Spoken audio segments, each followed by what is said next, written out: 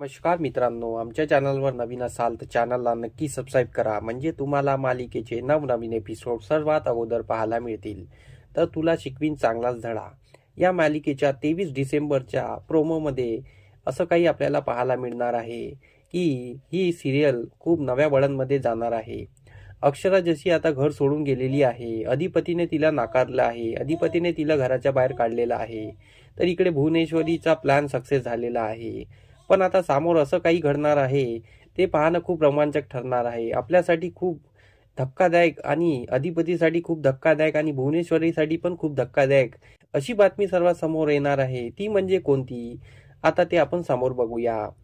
तर अक्षरा ही पाण्याच्या तलावाच्या कडेला बसलेली असते आणि ती विचार करत बसलेली असते. तेवढ्या तिथे भुवनेश्वरी येते आणि बोलते की काय तुम्ही पाण्याकडे बघता आहात, उडी मारायचा विचार वगैरे आहे का, जीव वगैरे द्यायचा विचार आहे का.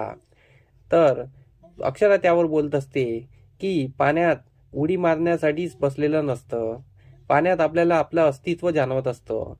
पण तुम्हाला काय समजणार, तुम्ही कधी पाण्यात बघितलंच नाही ना, मग तुम्हाला काय करणार.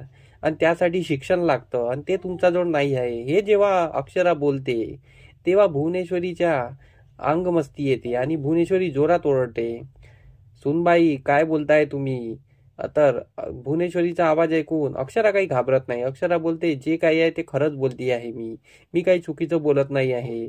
अक्षरा तिला अजून डिवचते आणि अक्षरा तिला अजून बोलते. तर भुवनेश्वरी बोलते, तुमच्या बोलण्याने आम्हाला काही फरक पडणार नाही आणि तुम्हाला तर अधिपतीने हात धरून घराच्या बाहेर काढलेला आहे, असं भुवनेश्वरी बोलत असते.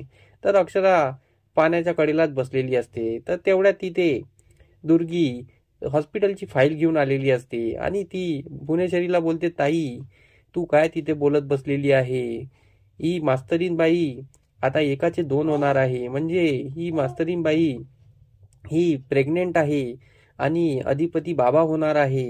हे जेव्हा भुवनेश्वरीला कळतं तेव्हा भुवनेश्वरी खूप चिडते आणि तिला शॉक बसलेला असतो की ही मास्तरीन आता जर या मुलाला जन्म दिला तर आपलं काही खरं नाही. आणि अधिपतीला जर हे कळलं तर अधिपती परत अक्षराला घरी घेऊन येणार आणि याच्यानंतर अक्षरा कधी घराच्या बाहेर जाणार नाही, कारण की त्यांचा वंश जन्माला येत आहे आणि मी असं होऊ देणार नाही, मी या अक्षराला संपवून टाकणार, असं भुवनेश्वरी बोलते.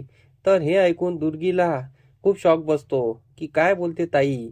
तर भुवनेश्वरीचा नंतरचा प्लॅन असा असतो की अक्षराला संपवून टाकायचा, म्हणजे अक्षराचं पोटातलं बाळ जे आहे ते संपवून टाकायचं आणि अक्षराला पण संपवून टाकायचं, असा काहीतरी प्लॅन तिच्या डोक्यात शिजत असतो.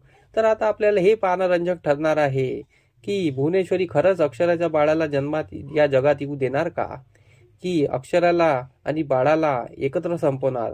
त्यासाठी आमचे व्हिडिओ बघत राहा, आम्ही तुम्हाला नवनवीन ट्विस्ट सांगत राहू. त्यासाठी आमच्या व्हिडिओला कमेंट करत राहा आणि लाईक करायला विसरू नका.